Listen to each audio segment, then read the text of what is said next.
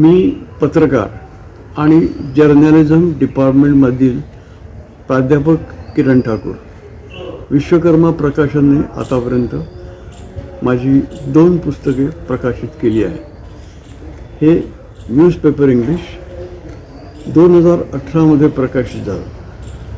Cover page आणि पूर्ण पुस्तक यासाठी वापरलेला कागद, फॉन्ट आणि पेज डिझाईन हे सर्वच अतिशय देखणं, नीटनेटकं असं प्रोडक्शन झालं आहे.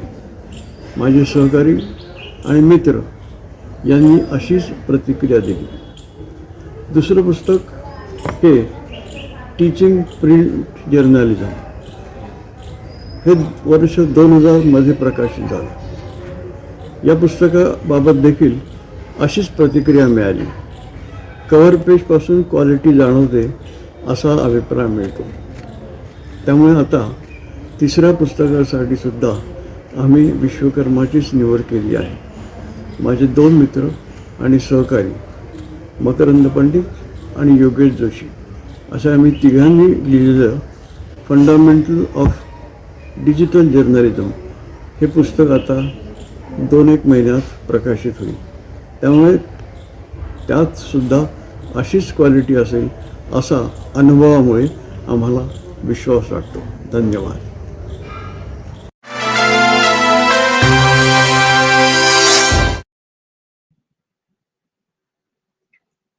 Good afternoon. Welcome to Studio 3.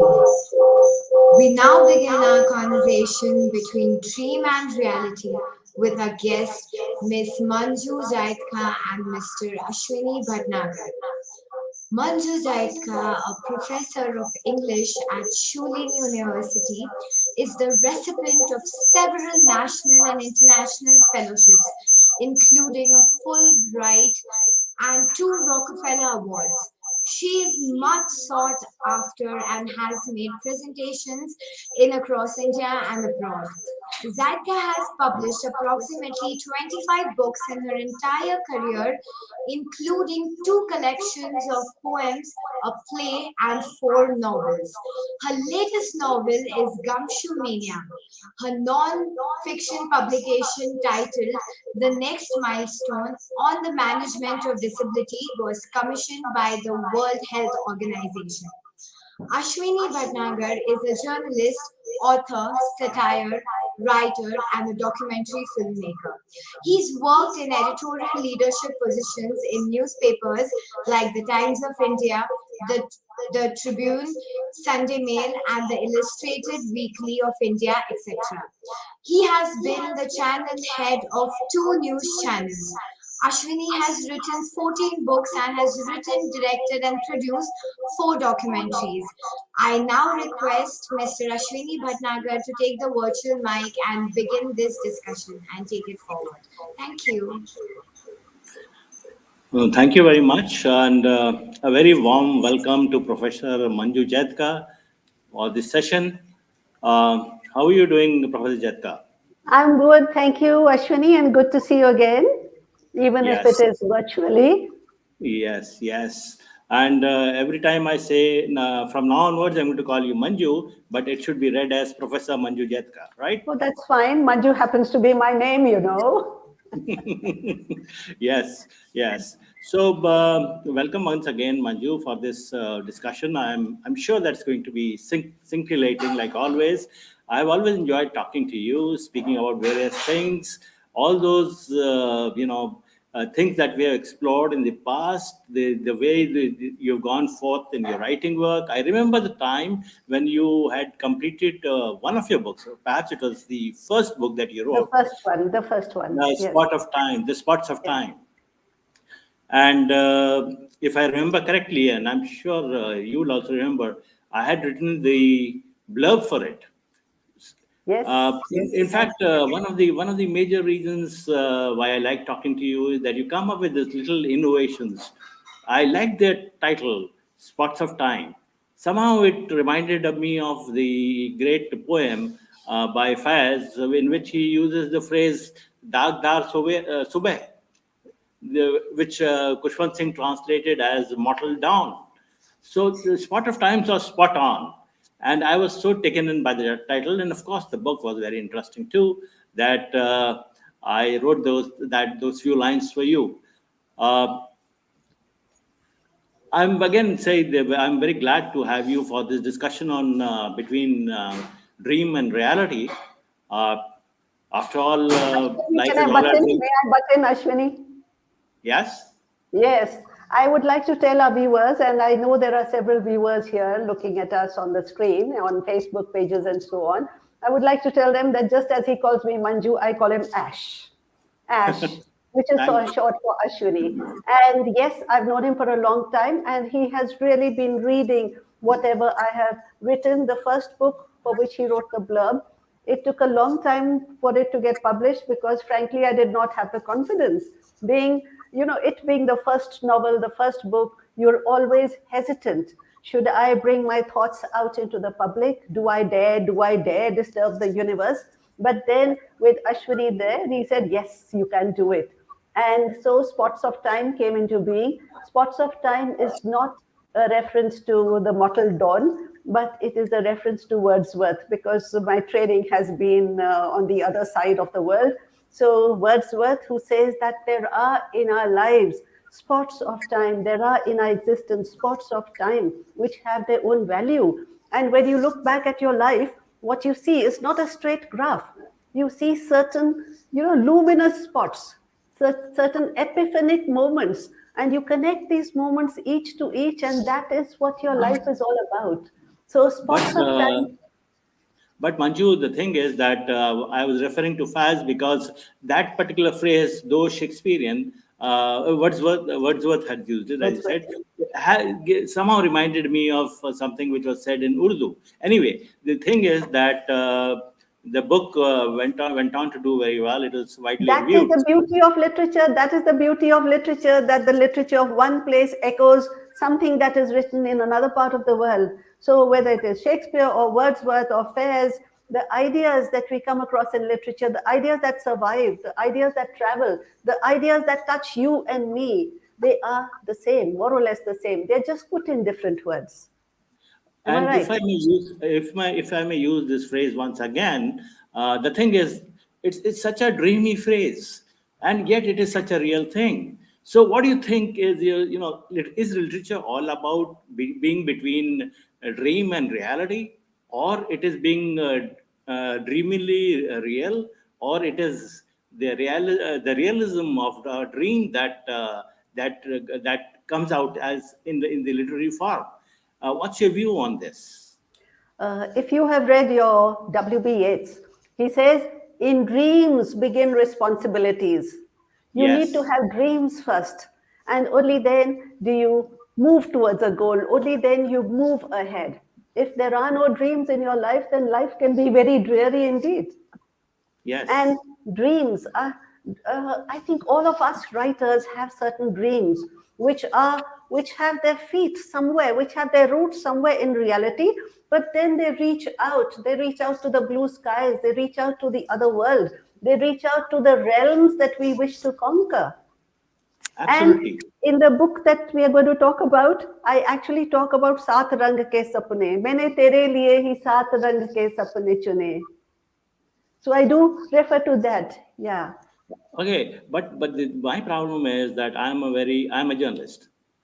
So I can't dream. I am just all the time writing about the real. Ash, Ash, you are a journalist with an imagination. I have read what you've written, and it's not just dry factual data, it is much more than that. So I don't buy that. Anyway, continue, please. So the issue is that is literature more skewed towards the dreamy part, or is it more skewed towards the real part of our lives, or it does it hang somewhere very delicately between dream and reality? It hangs somewhere in between. It is like Trishanku. You know Trishanku, the mythical character, somewhere Yeah, in between the heavens. And if one end is reality, the other is dream, which does not mean that it is fictitious completely, which does not mean that it's completely realistic, but it's somewhere in between. And all writers even though they dabble in their imagination, even though they cook up stories, in order to reach out there to their readers, they need to have something that is called verisimilitude. You know, in uh, Absolutely. yeah, if you don't have that, then the readers will not connect with you. Then it will be fantasy, which will probably cater to a different kind of readership. But even there, you need to have something that the reader can relate to. Manju, And your reality is that you have been a teacher. You have taught in the Punjab University, Chandigarh. You have been chairperson of Chandigarh Sahitya Sahitya Academy. Academy, yeah, yeah, You have been for I think over 2 decades the president and founder of MELOW Milao, the study of yeah, yeah. multi-ethnic literatures of That's the right. world, That's right. That's right. based in Hyderabad, and then you have written 60 academic papers. You have done, you have been, you are a woman who has many crowns on her head, and somehow could never really navigate through this process of how you wear so many crowns on your head at the same time and yet keep it so steady. So your reality is completely something of a professional who is outgoing, who is performance oriented, who is into the so-called dry field of academics, and yet she takes flights of, if I may say so, fancy ever so often. She writes poetry, she writes short stories, she writes fiction, she writes non-fiction. So when you're doing all this, your reality is something different from your fiction. Um, when I look at your new book, uh, Gumshoe Mania, I think it's a complete break from whatever you have done in the past in terms of the flight of imagination. Before we talk about the book, let me counter a few things that you have said. You talked Counter. about academics being dry. No way, academics is not dry. It is as dry as you want to make it. For instance, if I say that your journalism is dry, you will say, no, it's not dry because of certain reasons, this, and this. So, academics also, if you want to make it dry, oh, yes, you can make it dry and boring. But if you want to make it interesting, well, the sky is the limit. And Of then course. if you remember what in Mark Twain, he has that whitewashing offense by Tom Sawyer. Now, whitewashing offense is such a boring activity, but there is a difference between work and pleasure. And if you convert your work into pleasure, then the work becomes enjoyable, doesn't it? So academics is, strictly speaking, not a dry subject if you enjoy what you're doing. And I think the best way to do something well is to enjoy what you're doing, right? But And that's a big, but that's a there big also you can if. use your imagination. Ever let thy fancy roam, pleasure never is at home. John Keats Yeah, said good that. one, good one, good Yeah. one, good one, good one. But the thing is that when your latest book, Gumshoe Mania, is something which I thought was a completely different flight of imagination. Uh, what was it? Why did you choose detective fiction? It was such a, you are not all your previous books are anchored in deep reality. Okay, fictionalized, of course, to a large extent, but deep reality. But and the genre is also not so different from what you have adopted for Gumshoe Mania. That is being a lady detective. So why this choice? The choice of the detective fiction. Now, I can give you a popular answer and I can give you an academic answer. Huh? I don't know Okay. what you would like, but what I would like to tell you is that even popular literature has been studied academically. So we have pop culture studies, popular literature studies, and so on. And particularly detective fiction is something that appeals to readers across all ages. Who Yeah. done it? The who done it.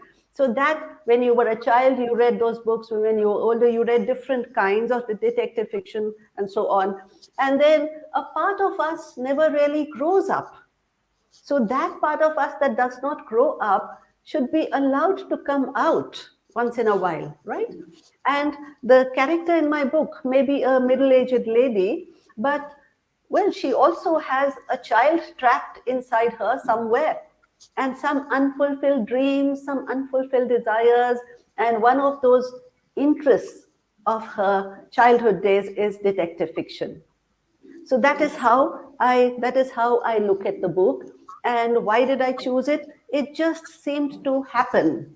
The best just seems to happen. It doesn't come to you when you plan it. There is something serendipitous about the good things that happen to you. So Gumshoe Mania, the detective fiction, detective story, just came along one day and I picked it up.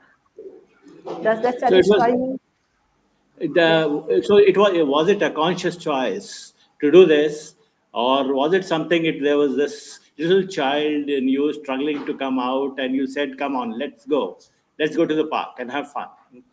Most of the books that are bestsellers, hmm, I'm just prefacing my answer with something else. Most of the books that are bestsellers these days are young adult fiction and juvenile literature and so on and so forth. They are written by youngsters, and you won't believe it. Yesterday, I got a Christmas gift, which was a book written by a 15-year-old. And of course, every sentence was had a grammatical or a punctuation error. But these are the kind of books that are going around. So, what happens to a senior writer? What happens to a middle-aged writer? What happens to a middle-aged woman? Are there no stories in her life? Is there nothing she wants to write about? No, So that's this not the sets me. issue. That's not the issue. The issue is something very, very different. The issue is, why did you do this? I know, of course, everybody's allowed to do whatever one wants to do. Because I'm coming to that, because even a middle-aged woman, a frumpy old dowdy woman, can also have a lively imagination. Yeah, yeah, An of course. imagination that can take her places, Yeah. right? So I am not a young adult writing for young adults, for young readers, but I am at a certain stage of life when I feel that everything is not dead inside. I still have, the desire to tell stories, and I still Yes. have stories which will cater to people of my age and also relate to other readers. You Hmm. understand? So I have a character. I have this character who is kind of bored with life and she doesn't know what to do. And so she starts learning something. She starts learning computers. She starts taking lessons in digital education and so on. She goes online. She never used to carry a cell phone also. So that transition from a sheltered, housebound woman with very little exposure, she becomes technologically enabled and she's able to go places and so on. That is what I wished to bring out in the first place. The detective angle came along with it, along with the story. But they are not related, because you can have within quotes, an empowered woman living a new life without being a detective, right? I suppose you can, but if she has unfulfilled desires, and you know what it is, midlife crisis. I don't know if you would call it midlife crisis. Would you, Ashwini? Would you call it a midlife crisis? You reach a certain Provided that, plateau. you have a midlife, where provided you have a life at all. So so most of us, we don't even have a life. So what about midlife or end life? So anyway, the other thing about this book, which struck me, was that travel. The main character of the book, the heroine, travels a lot. So what was the reason? I somehow, it struck me that maybe you had consciously put in a lot of travel because you wanted to use travel as a motive. Is it true? There are certain motifs which have perennial appeal. And one of the motifs, I'm talking like a professor of English now, one of the motifs that always attracts readers is the travel motif or the quest motif, that you begin your journey from a particular place and you reach another place. And sometimes there's a full circle and you come back to the place where you started, understanding the situation, understanding life for the first time, right? So that motif I'm using, yes, I'm using the travel motif. And at the same time, because I have traveled quite a bit and I have seen places, I have met different kinds of people. So a writer always makes use of her or his experiences and exposures. I think you'll agree with that. Yeah. Yes, I do. And so can we say that this is you have put a lot of yourself in the book? Every writer puts a lot of himself or herself in the book, whether they admit it or not. Hmm?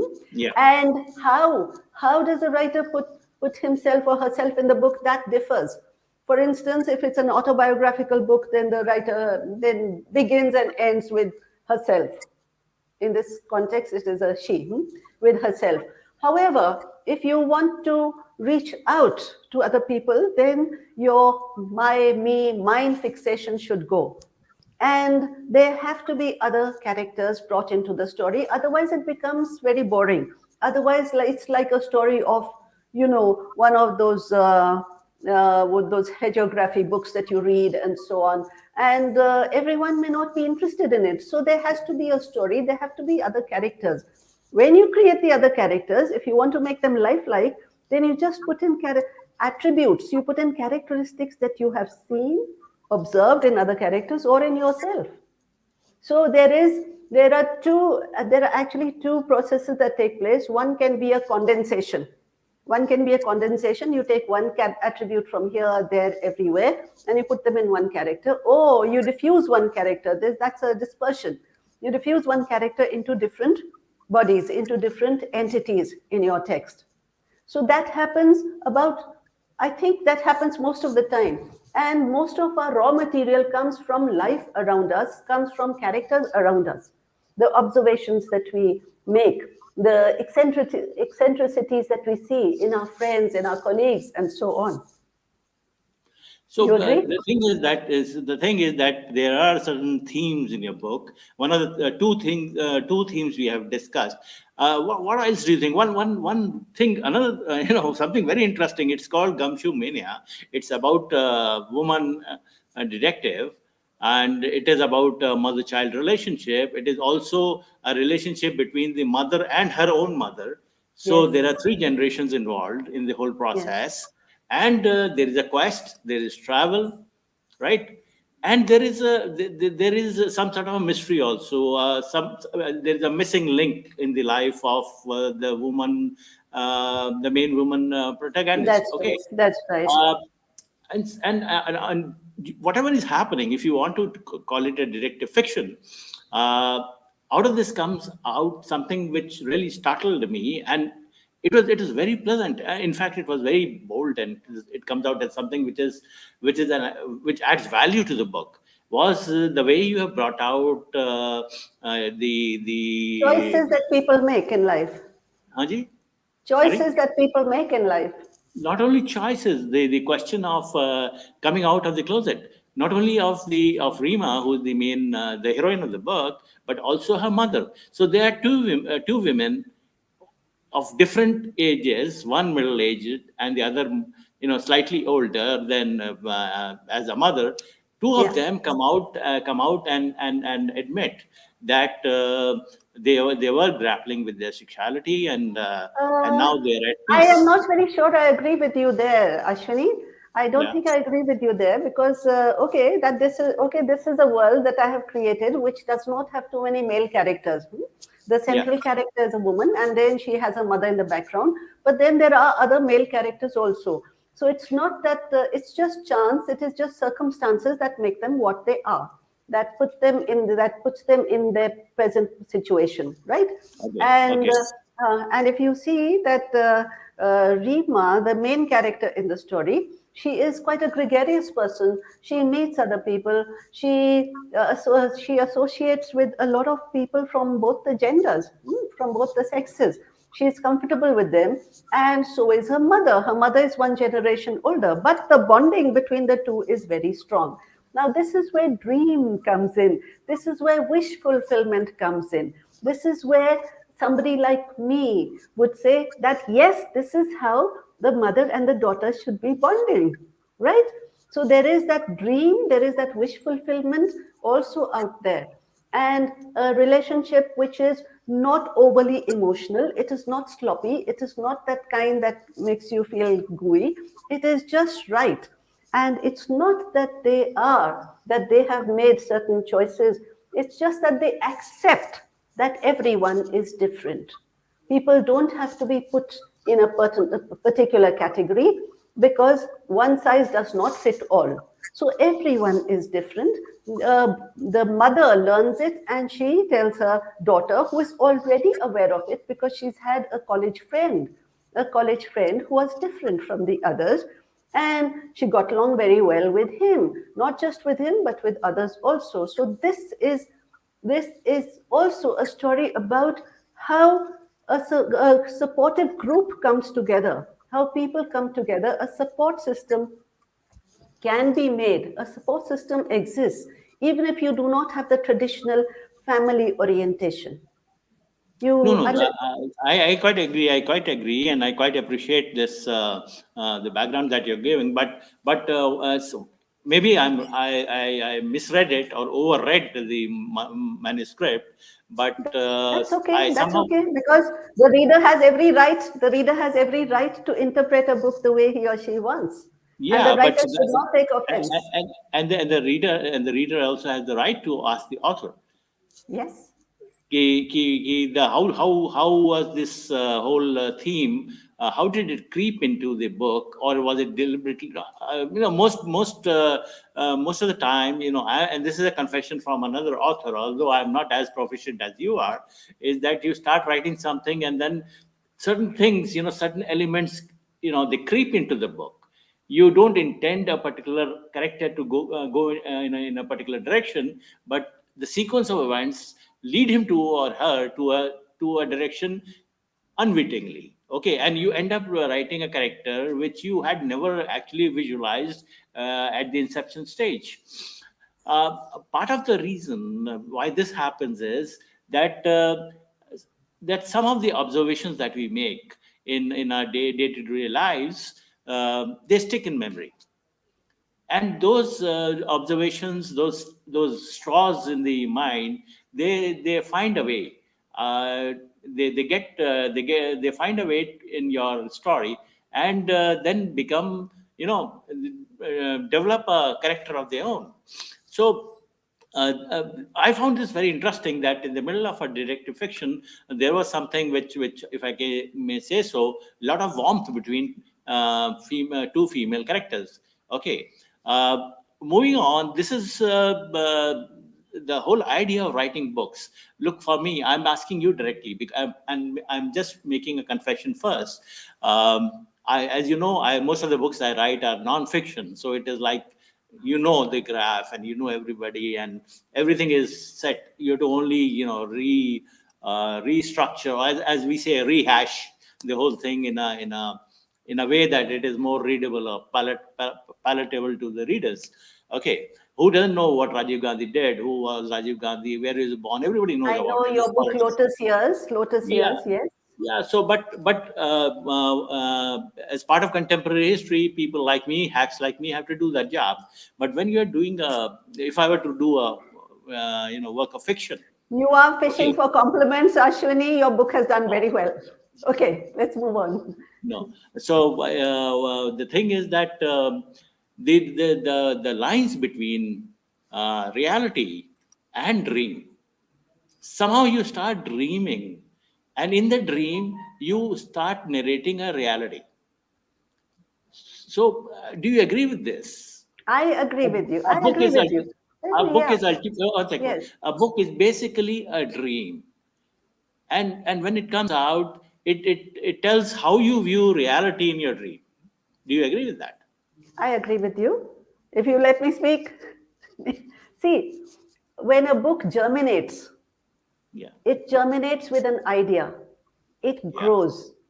And then when it grows, it's like a child that grows and then goes out of hand. You cannot hold the child back. that's So true. the That's book true. also develops its own life. You Yes, cannot put it in a, you cannot really put it in a strong box and lock it up. It has to develop the way it will develop, the way there is a certain process. So I may begin in a certain manner and I may have a certain conclusion at the end, but sometime in between the book says, no, I don't want to be that, I want to go in that direction. So that happens. At least that's been happening with me. And sometimes you want to take the book to a certain conclusion, but while you're still halfway there, the book says, no, this is where I need to finish. So that also happens, doesn't it? So that is how it is. So I begin with a character, Rima.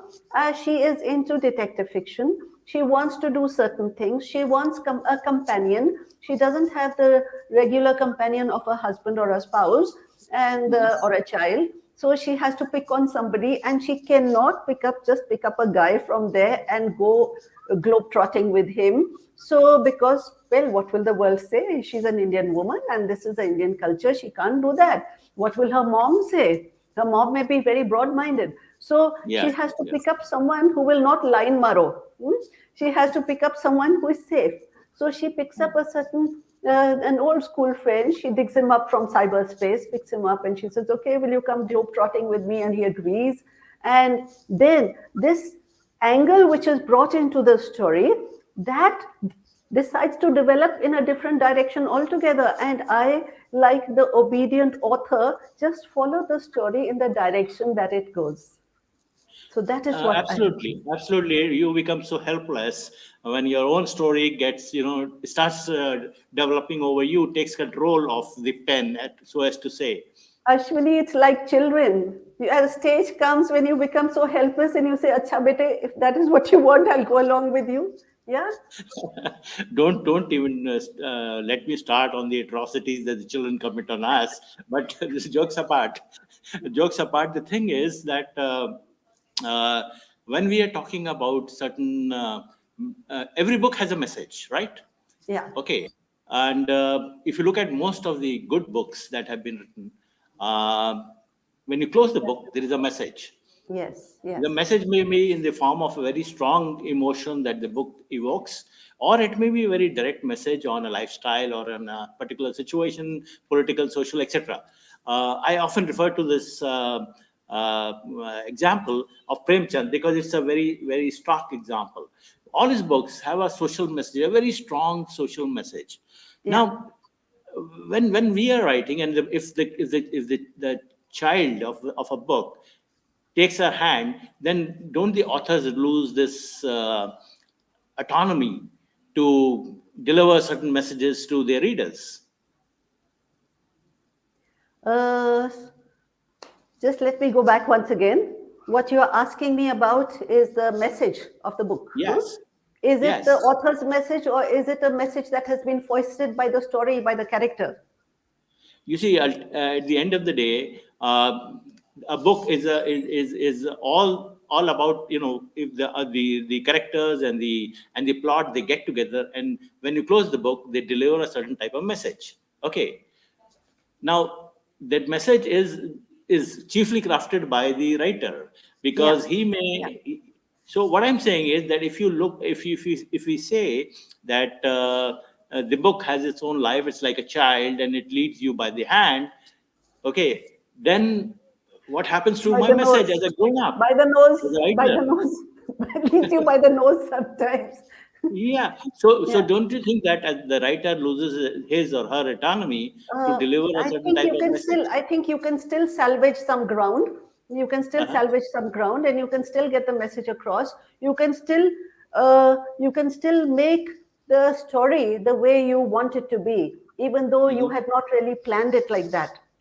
So Hmm. there has to be a message at the end of a story. Otherwise, it will be like, one of those stories that you read and forget. And if you look back, if you look at the history of literature, all the stories that are enduring, all the classics have a certain message, have a certain level, have a certain motif, which endures, which cuts across time and space, right? So I have tried to get a message across. You have read the book, and you tell me what message comes across to you. I would love it if my readers tell me what message they get from No, the no, book. I would not say anything on this because I'm talking to the author right now. Okay, and I want the author to tell me what was the message she was trying to deliver to the reader before it was hijacked and after you retrieved it. Okay. Before it was hijacked, it was mainly the travails of a Yeah. mother and it was a weepy, whiny tone. At one point, it was a weepy, whiny tone, and I had to pull it out. I had to pull it out of that quicksand.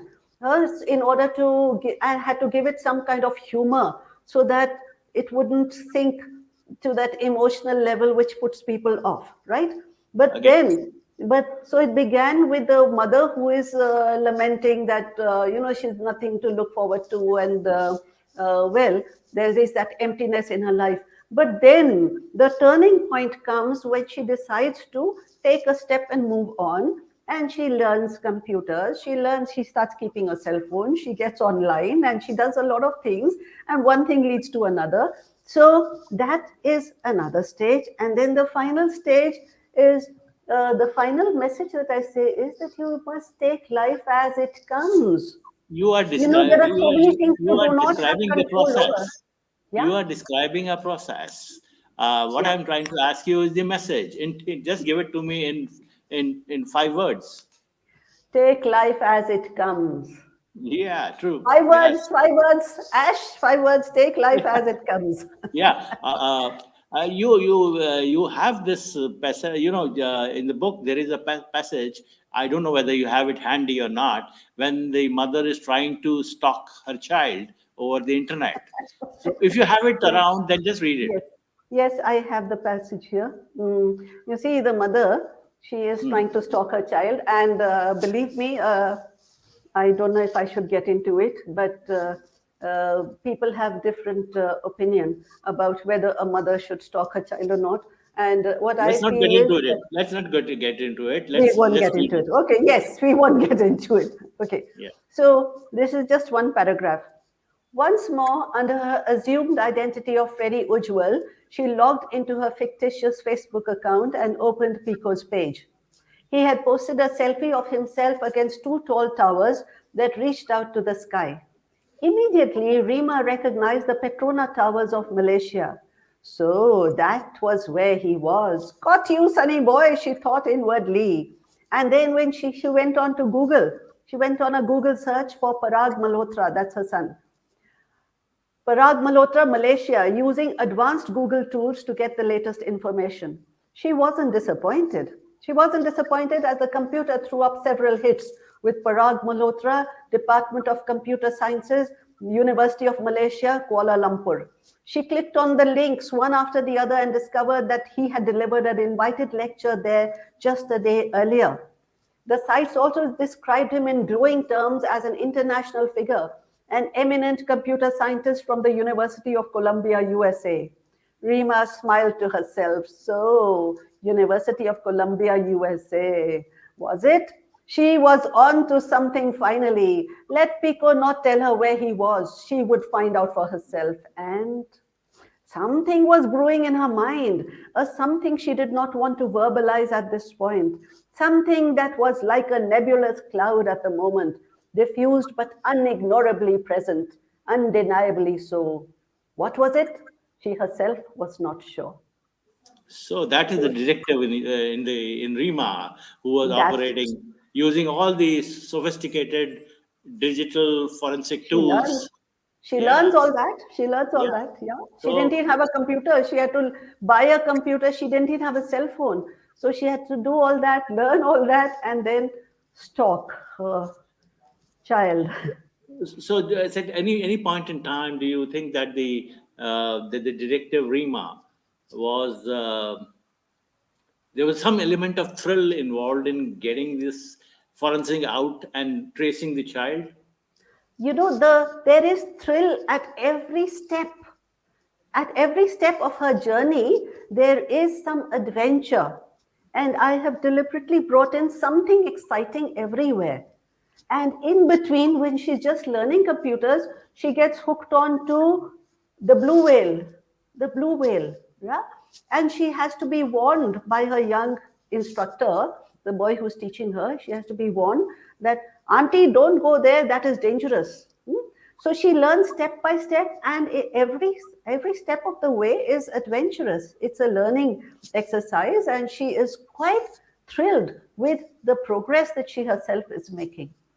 Actually, tell me, Manju, what is your creative process like? Because most of us, we like a person like me, I work in one go. Okay, so I just focus on one book and just do the first draft in say 40 days, 50 days, or 60 days, whatever amount of time it takes. Okay. Yeah. What is your creative process? Do you work in at a stretch, or do you work in fits and starts, or you go out and get inspired by nature or things like that? Ashwini, the best books are written the way you write them, at a single go. But you see, all of us are not free. We have other commitments also. And I'm teaching, I'm working here in Shuleni University, and there are lots of commitments, a lot of responsibilities. So much as I would like, I would not be able to write it on one go. But an Yeah, earlier book of mine, which you are familiar with, Scandal Point, which yeah. incidentally has done pretty well, that was written in a span of 2 months because I was not teaching then.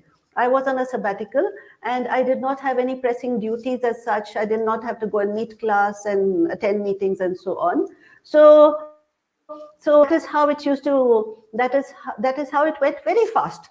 I wrote 60,000 words in 2 months' time. But this one went a little slowly. Took about 6 months, I think, altogether, because in between I said I want to bring in Honolulu. So I made a trip to Honolulu, and well, a little bit of Honolulu goes into it. And well, it took longer than the earlier book, but not as long as the first one that you wrote a blurb for. Acha, tell me about Scandal Point, because that book really sold well. And the other thing is, other question, which is before you answer on Scandal Point, is uh, if I were a lay reader, okay, how would you pitch Gumshoe Mania to me? Uh, Supposing I was just 30. I'm Suppose you 30, were but what? supposing I was 30. Oh, you still are. Are we talking about the chronological or the mental age? Okay. I would tell you, you must read Gumshoe Ashwini. If you don't read it, I won't talk to you again. No, I have but read it seriously. at the manuscript But stage yes, itself. no, but seriously, I would tell you that read the book, because all those people who have read it, and some very young people have read it, and for instance, the ones who helped me with the proofreading and all, they really liked it, and they finished the book in a day and a half. What does that mean? That means it is a page turner. I don't wish to sound very arrogant, but it seems to be a page turner, and people have enjoyed it. Uh, you also had a lot of nice things to say about it. Yeah, of So, course. Of well, course. so Of I course. I would ask my readers, I would ask the people whom I met, why don't you try this book out? I'm sure you will like it. I will not pressurize them. I will not get after them, because I am not a marketeer. I am not good at marketing at all. I would just suggest it.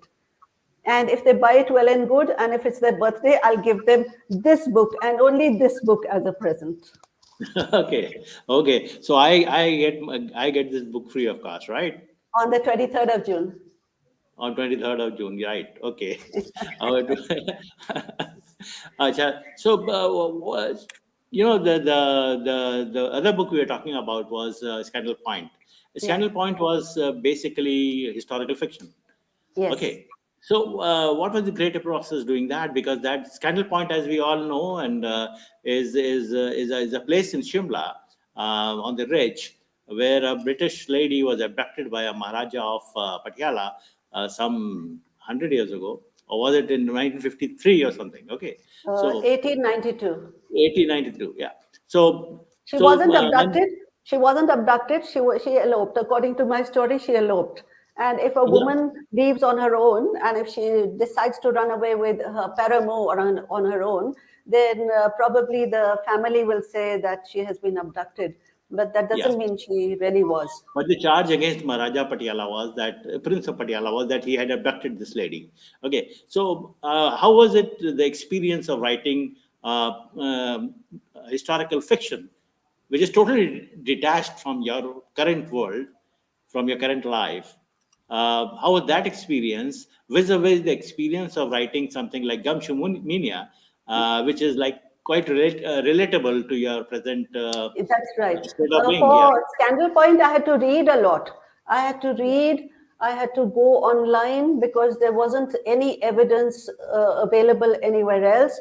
And obviously, if something like this has happened in history, then both the families, the British as well as the Patiala family, would like to push it under the carpet. They wouldn't like to talk about it, and it has to be hushed up. So there was very little material available. I just had to go snooping around, and that is where I was a cyber detective, by the way. So I looked up a lot of sites, a lot of genealogies, put things together, and You tell filled me up the how it's gaps. different. Tell me the difference as a The creative difference, writing process. the difference was that once I had read all that, then the whole thing started gestating in my mind, and then it started pouring out, and in 2 months' time, it was flat out. Okay. But So it was this a gumshoe mania, and we haven't talked about the gumshoe as such. Gumshoe in common parlance is the detective, which a lot of people are not familiar with. So gumshoe mania just had to grow with time. I could not hasten its growth as such. It did not spill out. I wasn't like the inspired bard. So it took its time coming, but Scandal Point just poured out in 2 months flat. So would you try something like Gumshoe Mania again, or would you prefer to do something like Scandal Point in future? You know, the last sentence of Gumshoe Mania actually looks forward to the possibility of another adventure by Rima. Okay, that And sounds very that interesting. That's is very now interesting. brewing in my mind. That is now brewing in my mind. Okay, Ashwini, I think you have frozen that side, or perhaps I have. I cannot hear Ashwini anymore. So I've been talking about my book Gumshoe Mania, and here is the book Gumshoe Mania. It's got pretty good reviews from the people who have read it so far, and I would like some more people to get back to me with their feedback. I'm grateful to Pune International Literature Festival, grateful to Manjiri, to Vishwakarma Publications, and all the organizers. It's been a great experience talking to you about my book. Thank you very much.